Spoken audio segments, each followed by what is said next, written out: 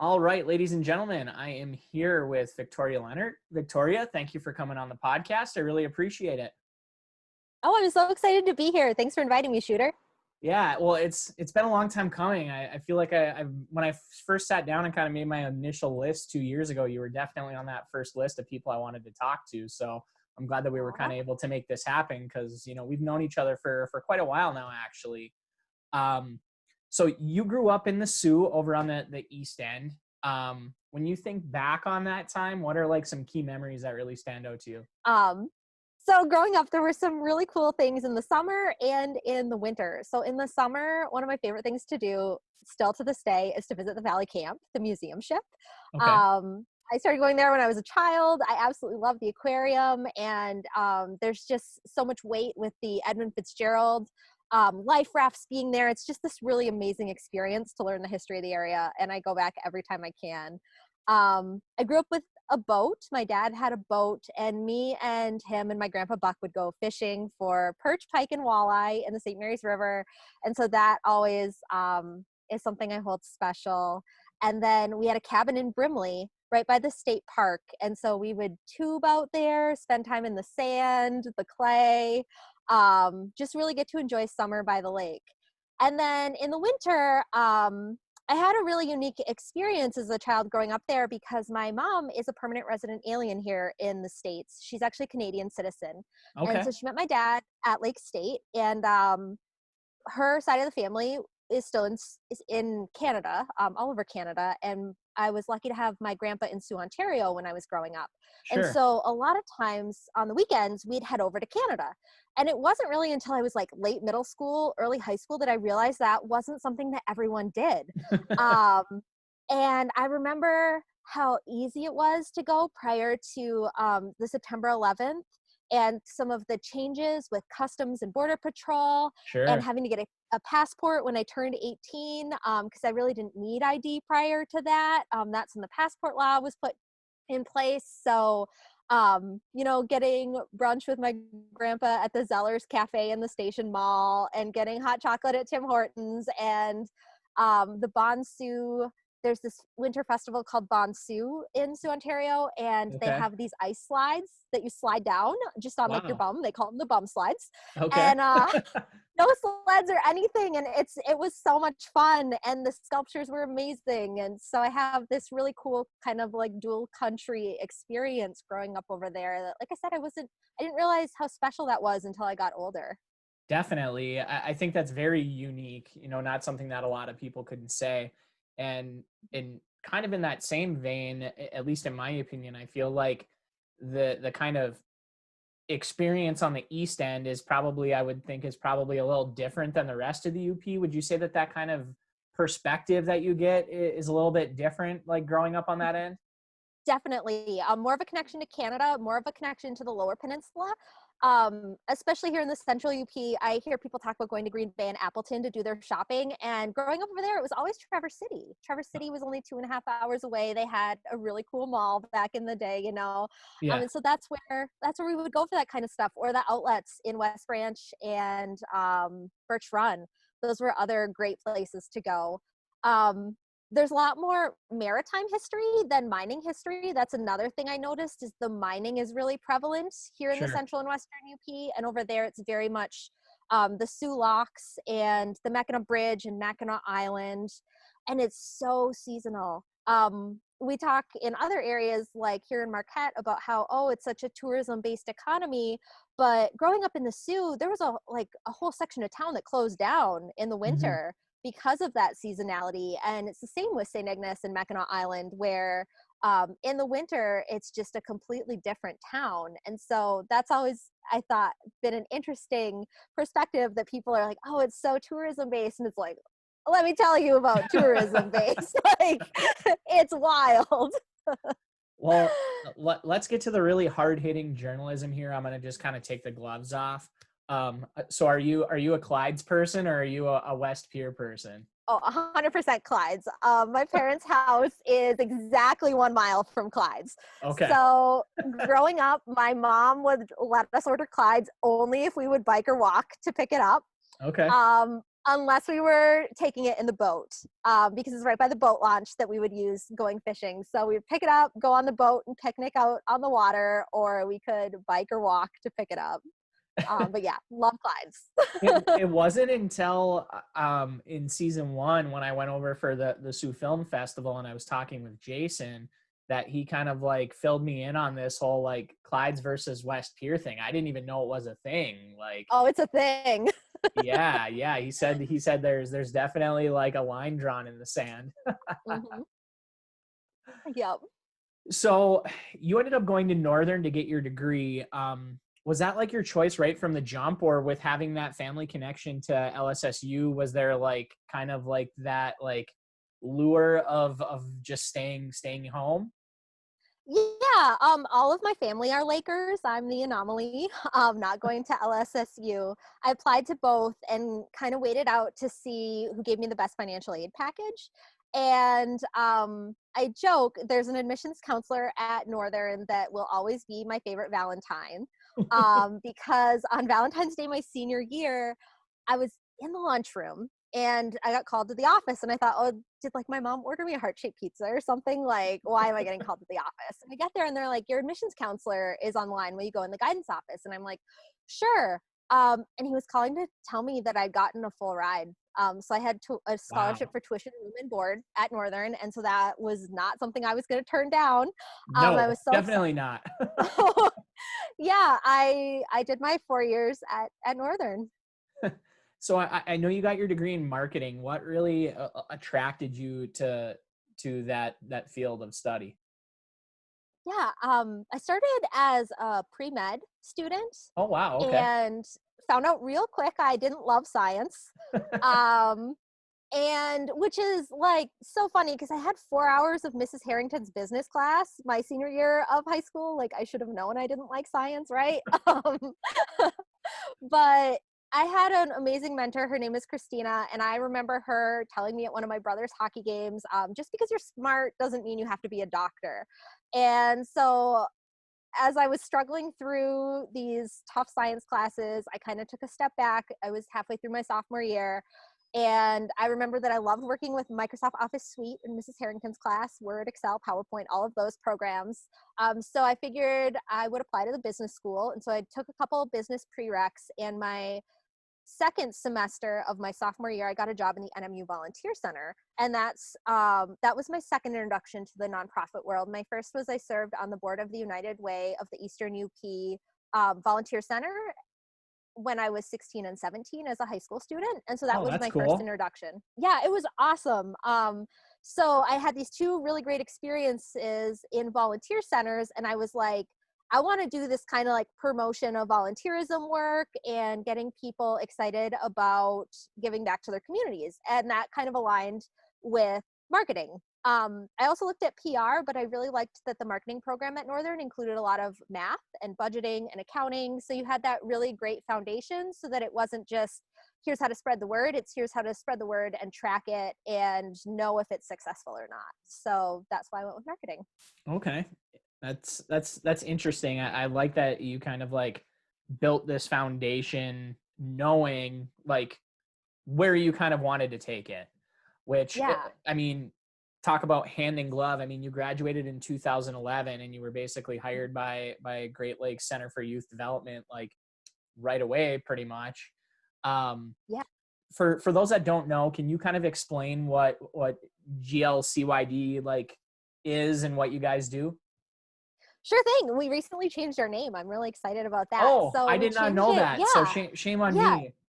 It's okay. We changed it to Grow and Lead Oh, Community and okay. Youth Development. Yeah. And so it reflects a little bit more of what we do. So we're one of 11 capacity building centers in Michigan.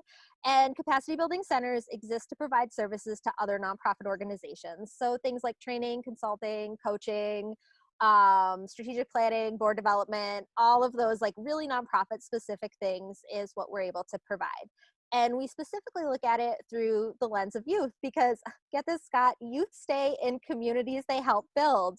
What a surprise, right? Oh Like, yeah. we're Yeah. walking examples of this. Yeah. Color me shocked. So yeah, we like to encourage nonprofits to get youth involved, listen to youth voice, because we believe that when all youth thrive, in Michigan's Upper Peninsula, that is like the ultimate. That's what we want, is we want kids to have a great foundation. We want them to be able to stay here if they want to.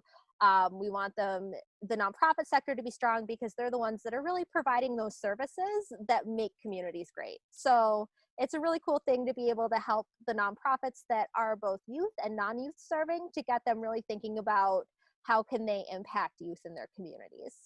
Yeah. That's, I mean, I think of how many kids come to school at Northern and at LSSU and at Michigan Tech and even at Bay and Bay West and Gogebic, all of the colleges around the UP, Finlandia, and Mm-hmm. some of them stay, but we Mm-hmm. also lose a lot of kids too. Mm-hmm. So it's like, for me, it's kind of twofold. It's number one, like, how do we keep and retain talent in the UP? And then once they're here, how do we, give them the tools to really make their community better? Right. Yeah. And like, it was Dave Nyberg that said something just so profound when I was first starting out in my career, because he had just moved up here. And it was along the lines of, we do what we can to sustain living in the Upper Peninsula. And that just like, I really felt that because, little known fact, I worked as a big box store cashier nights my first year and a half out of college, just to make ends meet. So I was working full time in the nonprofit and also working 6 to 11, 4 nights a week and Sundays, just to make sure that I had enough money to sustain in Marquette, because that's where I wanted to stay. Wow. And yeah, so as I got promoted from an assistant to an associate, I was able to back off on that second job. But it was a necessity at that time to be able to stay here. And I wouldn't change it for the world, because I learned so much about the real people that live here, right? Like, Right. when you're working in a big box store, you see all the walks of life. And it was just a really interesting, eye-opening experience for me. And I think working in the nonprofit sector, it was something that really helped me to understand the communities that we're serving. Absolutely. I can totally relate to that. When I first moved to the area, I was teaching. And then when I got laid off, Mm-hmm. I wanted to stay in the area. And I ended up working at Gander Mountain for I would say 6 to 8 months until I found like a full-time job. So Mm-hmm. I can really relate to what you're saying of like doing what you need to do, like to stay in an Mm-hmm. area that you care about.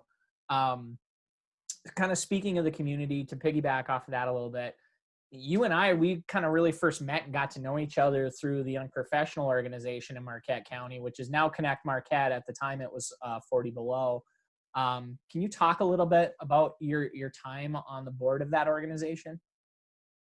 Yeah, I served on the board for 4 years, and I was both the first female and the first person in their 20s to serve as president. So that was really scary. I was like, "Oh, this is going to be the year it all tanks," but we made it through, um, and it was actually really great. We had such an outstanding board. Like, I think about the people that we worked with over the 4 years, and it was amazing. Just a great crop of people, and I love that the people that were involved really saw it as so much more than just a networking organization. And we really ingrained ourselves in the community, and things like the Iron Range Roll and being at the UP 200 and the Gourmet Gone Wild events, where we were learning how to cook wild game, like some super random but really awesome experiences. And then just the interest in young talent at that time, with the MEDC being very, very focused on keeping young people the access to people like the governor and lieutenant governor, and their interest in hearing what we had to say was just, that was such an incredible experience. I look back on those 4 years fondly. I do too. It's funny that you mentioned like the interesting people and the talent that we had in the room during that time that we were on the Hmm. board together.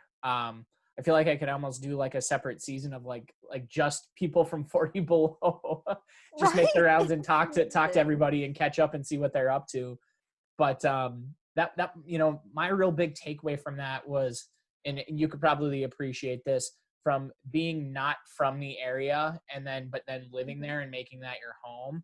It really helped me kind of get a behind the scenes and kind of get a perspective of Marquette County from a lot of different angles, because we were Yes. working with people from just about every kind of industry you could think of, really.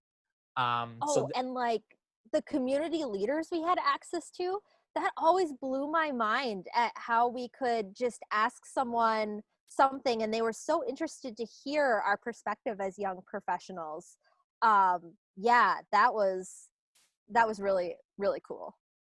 Well, and so besides just that organization, I mean, you've been involved with a lot of other stuff over the years. I mean, you mentioned with the Student Volunteer Center. I know you were involved Hmm. with that, correct? I Hmm. know you do the fireworks committee, and there's a lot of other committees that I mean, you're involved in a lot of stuff. Um, Yeah. what motivates you to stay so involved and active in all these things? Yeah, I heard a quote back in 2014 when I was at a conference on volunteerism and service. What a surprise. And it was Reverend C.T. Vivian, who was a pioneer in the civil rights movement. And he said, "You can't change the culture if you don't love the people." And that has always really stuck with me. And the more I get involved in the community, the more I love the people. And I'm not out here to, change the culture, but I can totally understand that when you live somewhere and you just love the community so much, it makes you want to be engaged and involved and to know your neighbors and to know the people that are working on all of the different things that make the community great, because there are so many opportunities to get involved. All the, unfortunately not this year, but normally, all the festivals Right. and performance arts, and you're really building the community you want to live in when you're involved, and you're using the privilege and power that you have to make things better. And I think that is just a really awesome way that we can shape the community and make it a welcoming place where we have cool things that people want to come here and they want to live here and stay here and be involved in. To circle back to your job, do you think that that's kind of Mhm. like what you enjoy most about the nonprofit world, because those two kind of fit so hand in glove? Oh, absolutely. And just some of the innovation that we see up here in the UP. So, a really great example, I just learned about this program last year when I was doing some work with them. Over on Mackinac Island, you're familiar with Meals on Wheels, right? The Yes. senior food program. But there are no wheels on Mackinac Island. So, how do they deliver meals? On snowmobiles. Meals on Really? snowmobiles. It's so cool. And they actually use some of their youth advisory council members from their community foundation. So it's teenagers that go out and deliver meals to seniors that live on the island year round. Um, and where else would you find that, right? Like, I we thought you take were what gonna we have say and I thought you were gonna say like on horseback, and it was like called like courses on horses or something. oh, that would have been really cool. I should suggest that for this summer. So good. Oh. And the other thing I love about working in the nonprofit sector is there's about a little over 2,500 nonprofits in the UP, I believe. Maybe a little different now, but right in between, 2,300 and 2,500, I believe, was the last count. But it feels like a family reunion when all the nonprofits get together, because we are working on things that really, um, they're all connected, right? Like, Right. everything is connected. So even though it might be something completely different that an agency is working on than what I'm working on, there's still these kind of like spider web weave points where it's like, okay, they're doing that and I'm doing this. And if we collaborate on it together, we can make it that much better, even though it's not 100% the same thing. Sure. So it's really awesome. And I think it's something that the UP nonprofit sector does really, really well. When you talk to people outside of the area, that collaboration, especially, you have people collaborating 6 hours apart. If you have someone in Ironwood working with someone over in Sault Ste. Marie, or Houghton working with Sault Ste. Marie. So there's some really unique opportunities for nonprofits in different areas to connect and make change on a big scale compared to in other areas where they kind of stick in to their neighborhood. Sure. So Yeah, yeah, no, it's really connected and awesome.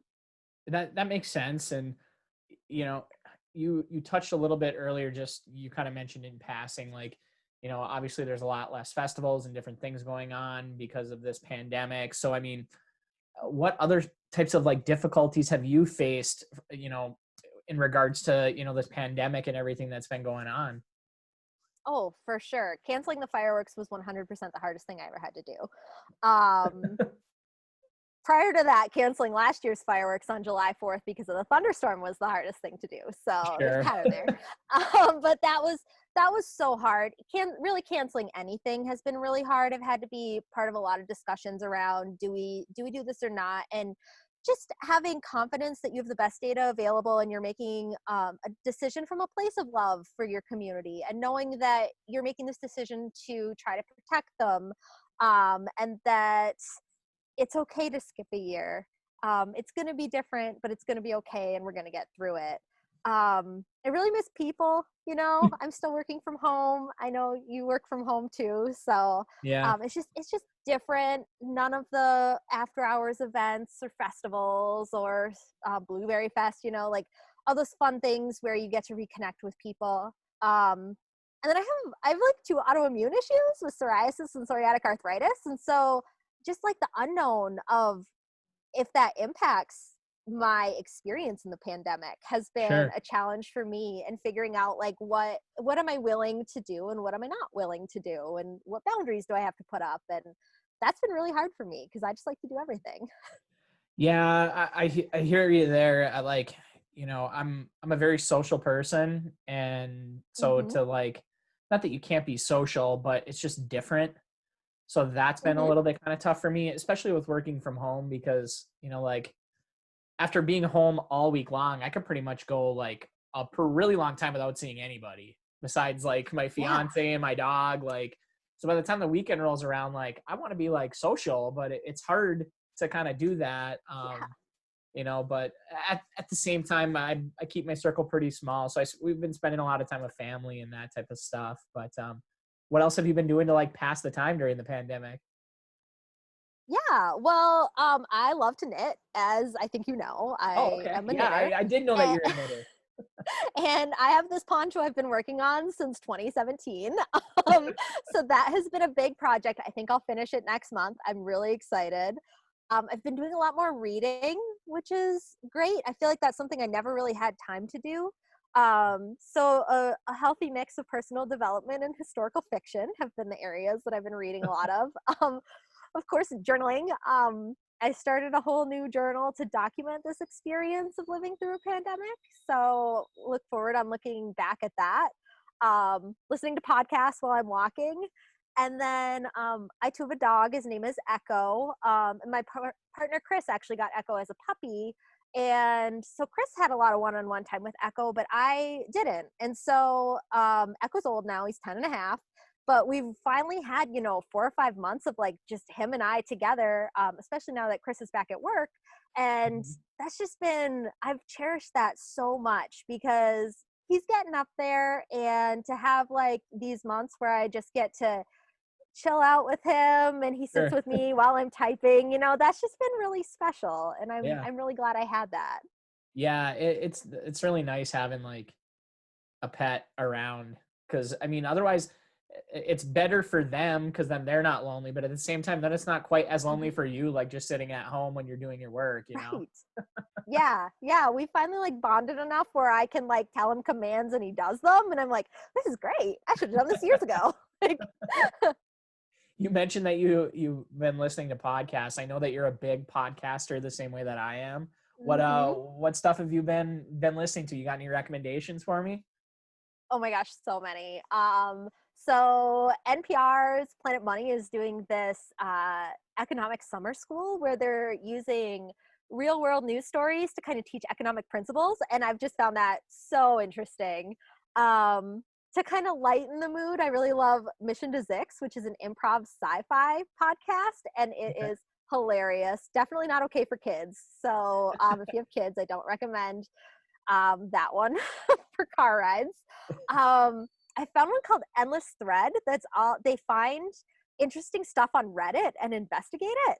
Hmm. And that one's been really cool. I actually learned about this soil sampling you can do, and you can send it to a university, and they're like tracking the fungi that live in soil in different parts of the US. And so Hmm. I went and got my kit, and sure enough, that they like took it, and there was fungus in my dirt. It was really cool. um That's interesting.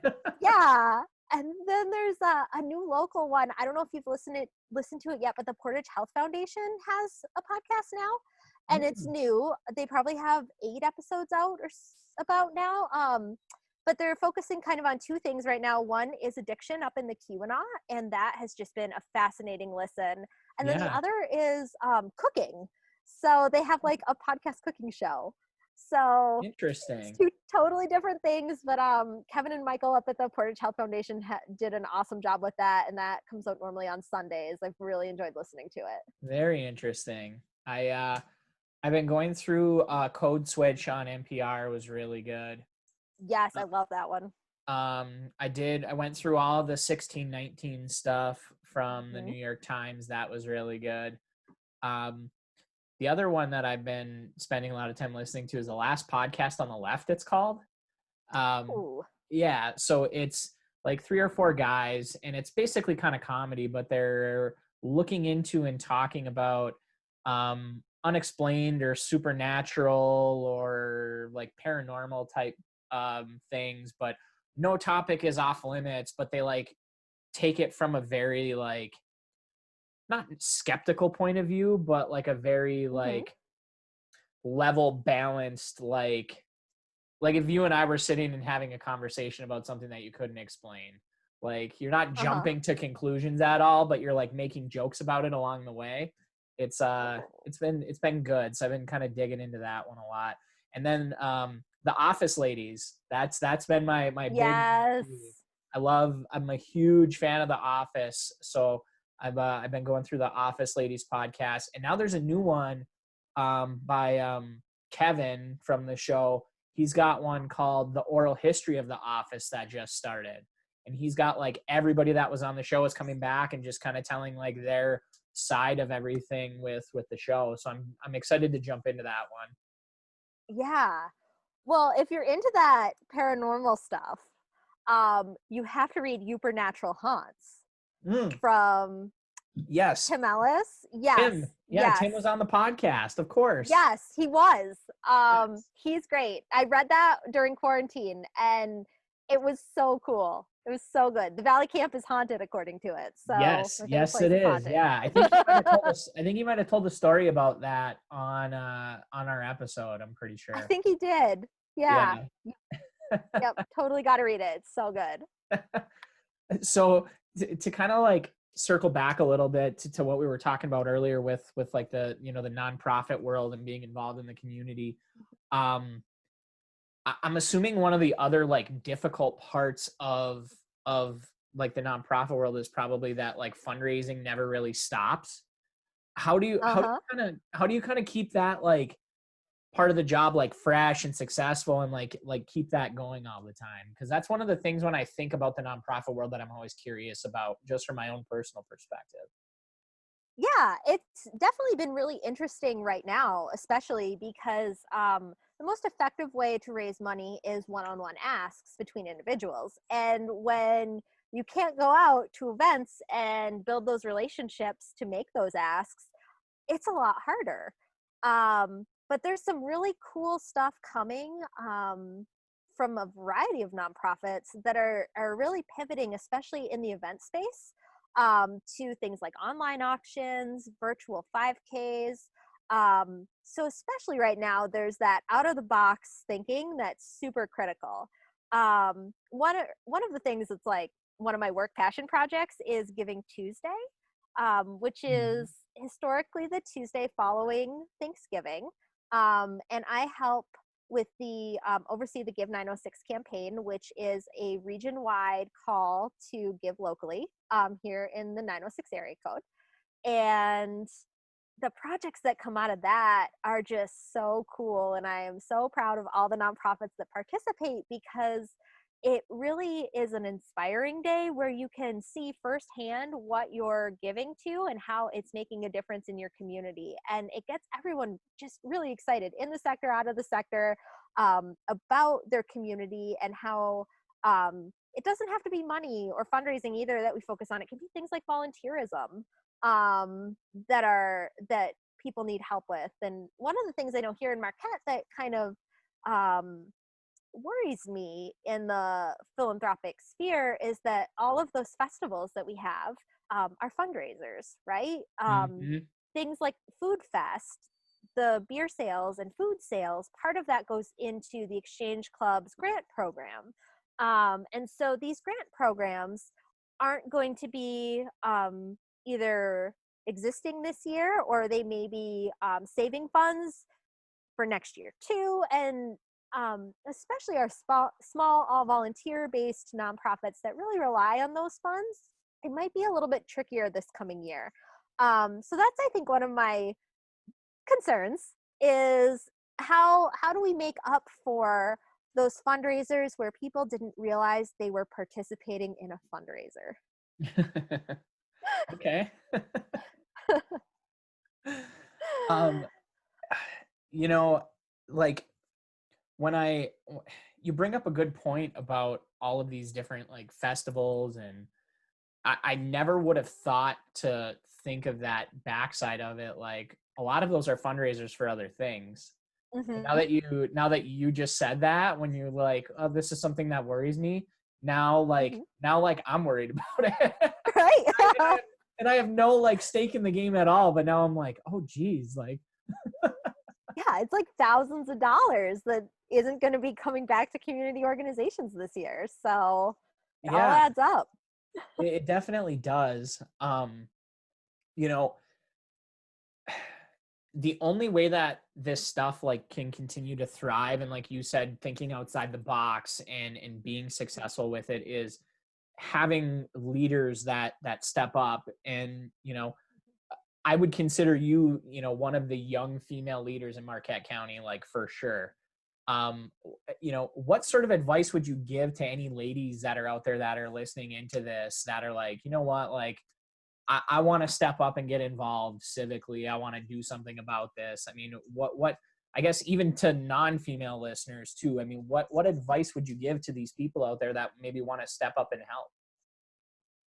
Yeah, well, the first thing would just be to show up.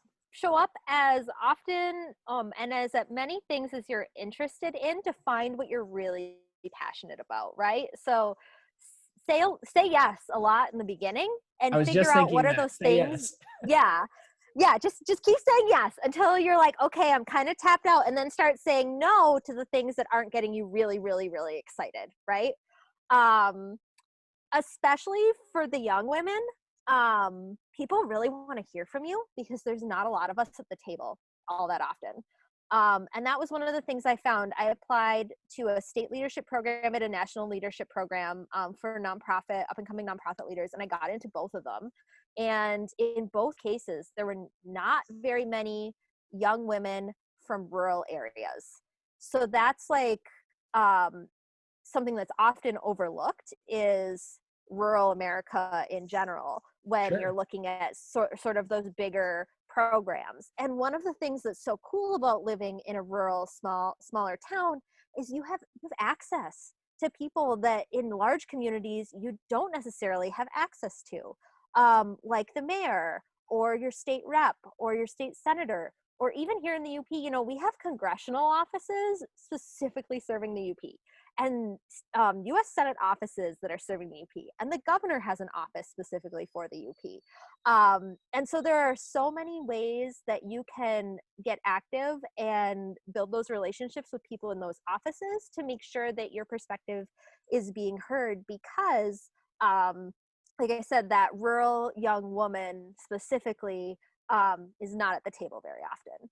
and then be unapologetically yourself, right? Like, don't change and act like you're not from the middle of nowhere. I'm like famous for being like, I'm Victoria from the middle of nowhere, 8 hours north of Detroit, you know, like, because they hear I'm from Michigan and they just assume I'm from Detroit. And you Sure. have to get the hands out and be like, no, no, it's up here, you know, we're closer to Canada than I am to Detroit. And just leaning into that and being proud of where you're from and being proud of representing the UP wherever you are.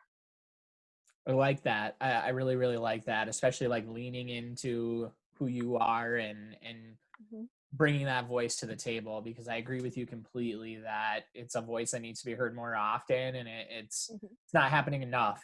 So, Yep.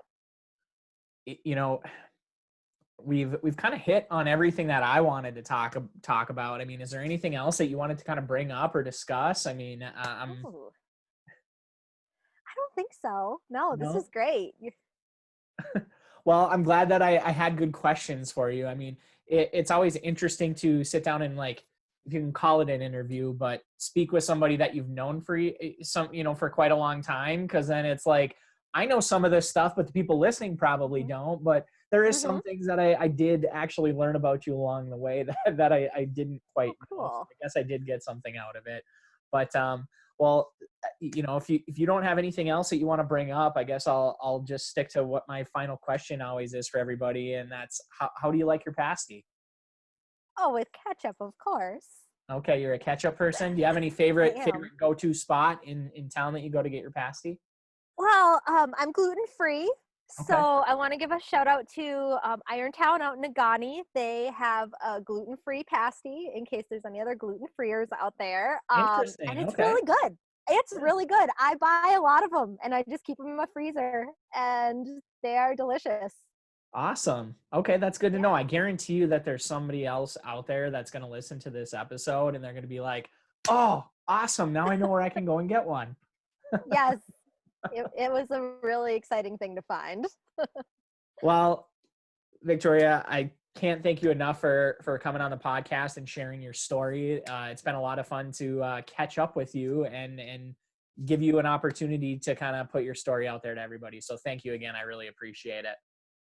Thank you so much for inviting me. This was awesome.